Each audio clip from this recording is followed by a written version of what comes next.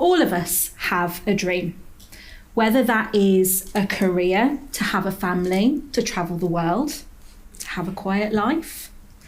But I want you to think about, what would you sacrifice for your dream? Would it be worth, say, your health? Or to put it another way, would you give up your dream if it meant that you could be happy and healthy? This was the dilemma I faced a couple of years ago. At the age of 37, I had a breakdown, and I was struggling so much that after almost 20 years of living away from home, I did the unthinkable and I moved back in with my parents. I was broken. I couldn't eat, I couldn't sleep, and when I did sleep, I would wake up having panic attacks or screaming myself awake. And one day, as I lay on the floor of my childhood bedroom, not wanting to be here anymore, my mum packed me into the car and took me to A&E. I was having a mental health crisis because of my dream and the fallout of giving it up. So you're probably wondering, what kind of dream could do that to a person? Well, for as long as I can remember, my dream was to be a journalist. At 14, I was chosen to do work experience at the local newspaper. When I arrived, the news editor was annoyed because he felt I was too young to be able to take on the role. I was determined to prove him wrong. And by the end of the week, he'd written me a reference which said, Emma is the youngest placement we've ever had with the most potential. She has a bright future in journalism. And that was it. That was the moment. Yes, I'm going to be a journalist.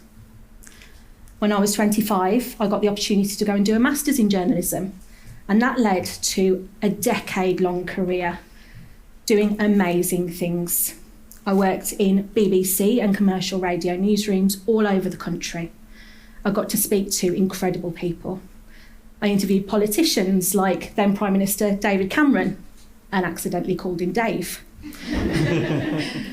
I met celebrities, including my journalism hero, Jon Snow. And if you know anything about Jon Snow, I got him to show me his socks. I got to experience some incredible things, but the highlight of my career was in 2016. I went to Syrian refugee camps in Lebanon with a local charity that provided schools there. And it was the first time I thought, my job is important. These stories are important. 2016 was also the year I won an IRN News Award with my team. Went to the Houses of Parliament to meet with the Speaker of the House for a project I was working on, and a whole host of other things. I was on an all-time high with my career. This was it. I was living my dream. That was until 2016, the end of 2016. On the 19th of December 2016, I went on holiday with a friend to Berlin. We'd wanted to go for the Christmas market, so as soon as we arrived, we indulged in bratwurst and glühwein. We found somewhere cosy to sit and watch the stalls and the Christmas lights. My friend wanted to go and get a pretzel, but I'd broken my leg some years earlier, and the toil of being on the plane, walking around the market, had meant I just needed to sit for a little while longer, so we did. And that decision probably saved our lives. As a minute later, a lorry ploughed through the Christmas market. 12 people died in the terrorist attack.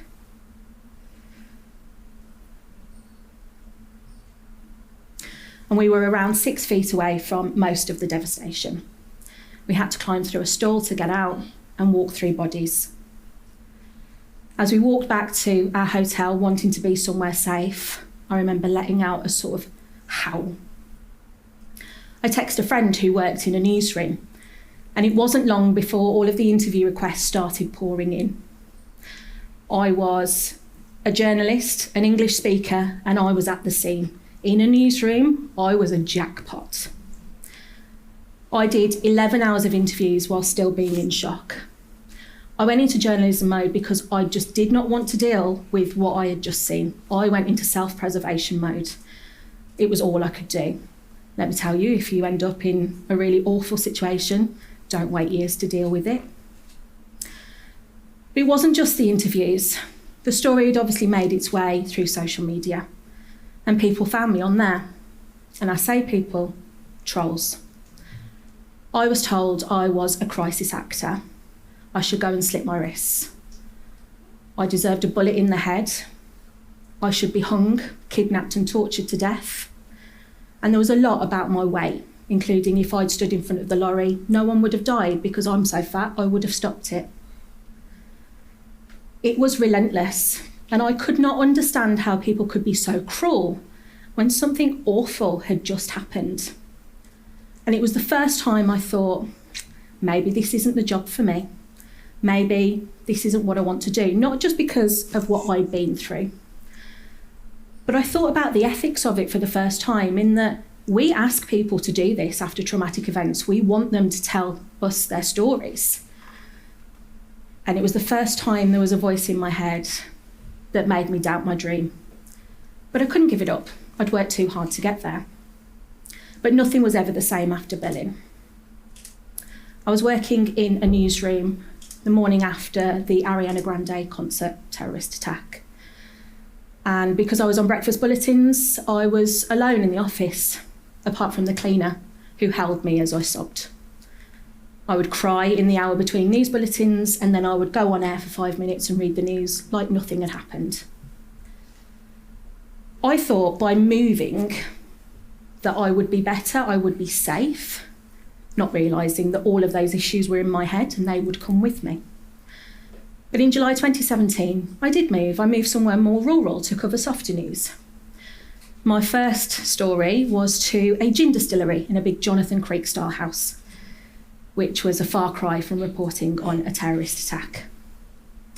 And I remembered why I'd wanted to be a journalist.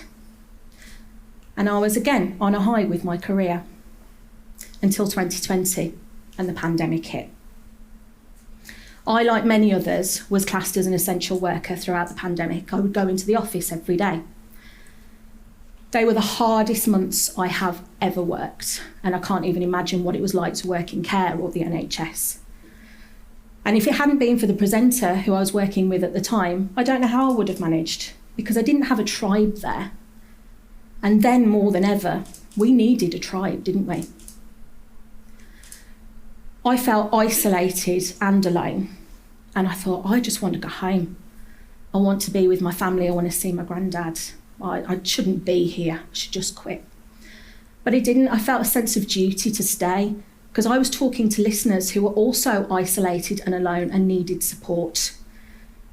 But then I would go and read the news and report on death tolls like they were statistics that didn't matter. And I really struggled. And I think a lot of us can resonate with that. You know, journalism has one of the highest burnout rates amongst careers, including emergency services, teachers, medical staff, all of those who were put upon during the pandemic.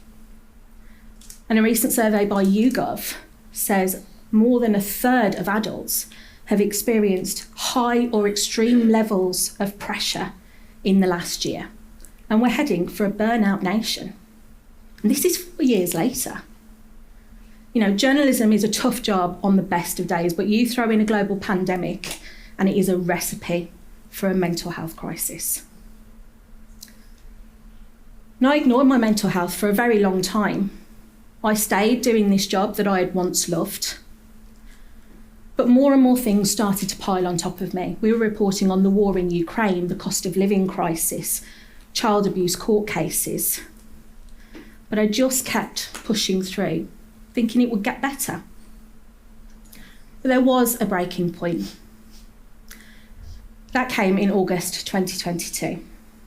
I'd been going through a long process of a formal grievance for sexual harassment against a man that I worked with. And I walked into the office to an email which said, although yes, he had committed some of the offences, they didn't believe he committed others, even though there was evidence, and that no real further action would be taken against him. I burst into tears. I walked out of the office and I drove home to my parents. I was broken. I was really struggling.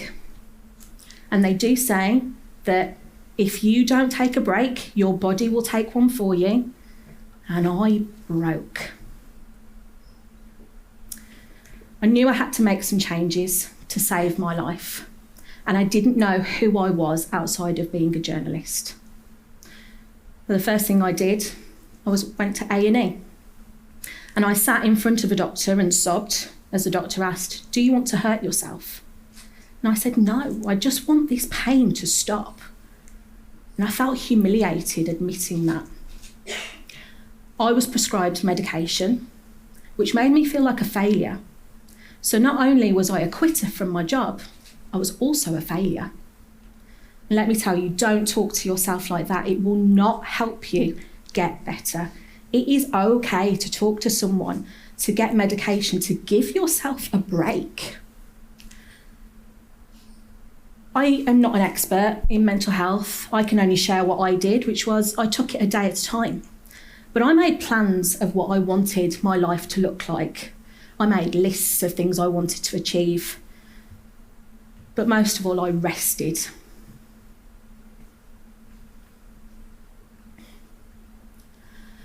The big question was, what was I going to do with my career now?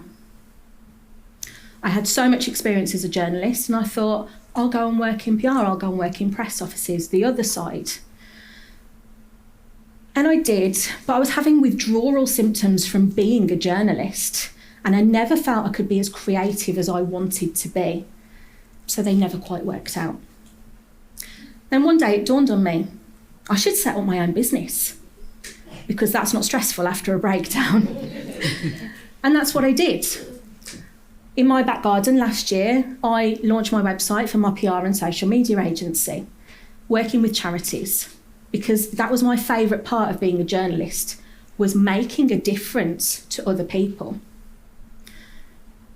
And I'm really lucky to do what I do now. But not only that, I've also built a tribe, not only of friends and family, but also other small businesses, of clients, of people I've met through networking.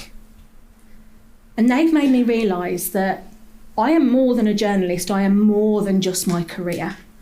I'm smart and funny and kind. And I love travelling and baking and doing jigsaws with my dad.